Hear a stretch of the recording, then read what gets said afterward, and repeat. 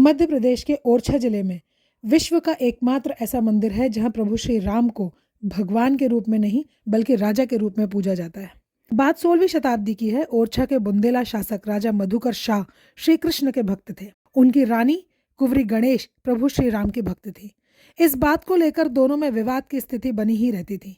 एक बार राजा मधुकर शाह ने अपनी रानी को वृंदावन साथ चलने का प्रस्ताव दिया, लेकिन रानी गणेश ने वृंदावन जाने से मना कर दिया और अयोध्या जाने की जिद करने लगी। इस बात पर राजा ने क्रोधित होकर रानी पर व्यंग किया कि अगर तुम्हारे राम सच में हैं तो उन्हें अयोध्या से ओरछा लाकर दिखाओ।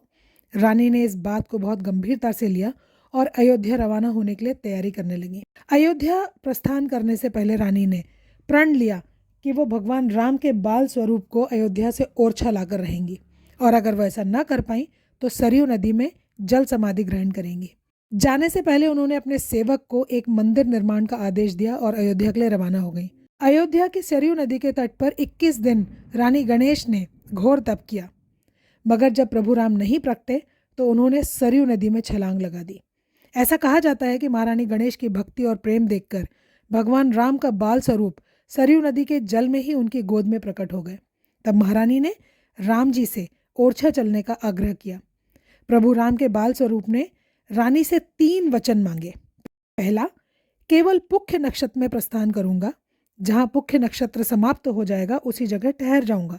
बाद में पुख्य नक्षत्र आने पर पुनः प्रस्थान करूंगा और क्रमशः इसी प्रकार अयोध्या से ओरछा तक यात्रा संपन्न होगी।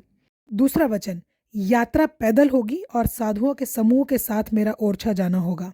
तीसरा वचन, सर्वप्रथम जहां पर विराजमान कराएंगी फिर मैं वहां से दूसरे भवन में नहीं जाऊंगा और मेरा नाम राम राजा के नाम से विख्यात होगा और फिर ओरछा का और कोई राजा नहीं होगा। रानी ने प्रभु श्री राम की तीनों शर्तों को सहर्ष स्वीकार कर यात्रा प्रारंभ की और 8 माह 27 दिन में सन 1575 में चैत्र शुक्ल नवमी को रानी प्रभु श्री राम को लेकर ओरछा पहुंच गई। विश्राम करने की मनसा के साथ रानी महल में जैसे ही रानी भगवान श्री राम को लेकर बैठी, वहीं पर प्रभु श्री राम स्थापित हो गए और तभी से रानी महल को राम राजा मंदिर के रूप में जाना जाने लगा। ओरछा का राम राजा मंदिर इकलौती एक ऐसी जगह है जहां प्रभु राम को राजा मानकर गार्ड ऑफ ऑनर दिया जाता है, यानी कि सशस्त्र सलामी, और यह ऑनर भारत में किसी और को उपलब्ध नहीं है।